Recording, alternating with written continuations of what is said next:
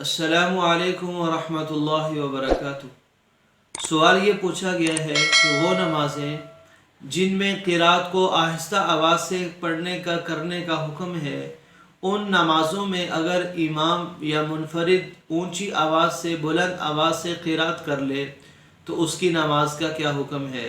क्या इस सूरत के अंदर सजदा साहब करना लाजिम है या बग़ैर सजदा साहब के नमाज मुकम्मल हो जाएगी?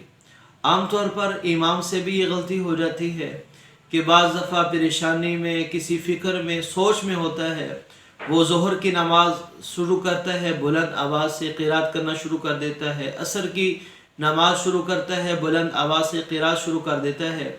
ऐसे ही बाज़ दफ़ा आदमी तन्हाई में इनफरादी तौर पर फ़र्ज़ नमाज यानी ज़ोहर और असर पढ़ने लगता है तो क़िरात ऊँची आवाज़ से कर लेता है।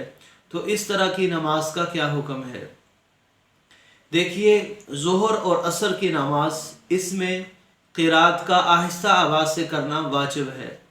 अगर कोई आदमी, कोई इमाम बुलंद आवाज़ से क़िरात कर ले और इतनी क़िरात नमाज में कर ले जितनी क़िरात का नमाज के पूरा होने के लिए ज़रूरी है और होना ज़रूरी है, इतनी क़िरात अगर कोई कर लेता है तो उसकी नमाज तब दुरुस्त होगी जब तक वो नमाज में सजदा साहब नहीं कर लेता।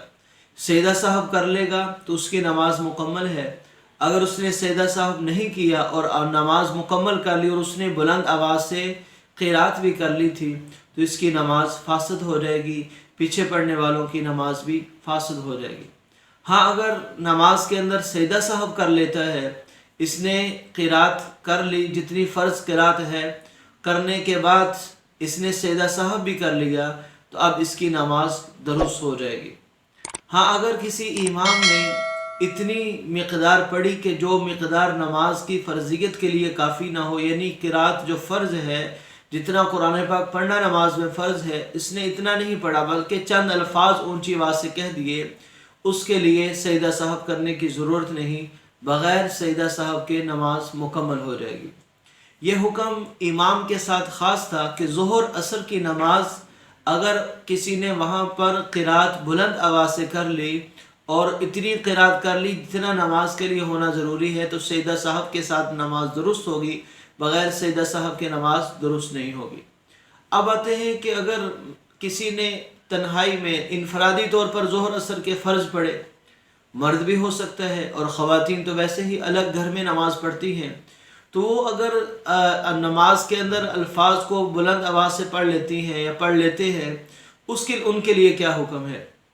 उनके लिए इमाम वाला हुक्म नहीं, बल्कि अगर पहली बात तो यही है, सुन्नत तो यही है कि ज़ोहर असर में वो भी मुनफरद नमाज पढ़ने वाले भी फ़र्ज़ नमाज में यानी रकात में जो क़िरात करनी है वो पस आवाज़ से करे। अगर किसी ने मुनफरद ने तन्हाई में नमाज़ पढ़ने वाला, अकेला नमाज़ पढ़ने वाला बुलंद आवाज़ से पढ़ लेता है या पढ़ लेती है तो उनकी नमाज हो जाएगी, उनके लिए सजदा साहब करना ज़रूरी नहीं। अल्लाह ताला दीन के सारे अहकाम को सीख कर उन पर अमल की तौफ़ीक़ अता फ़रमाए।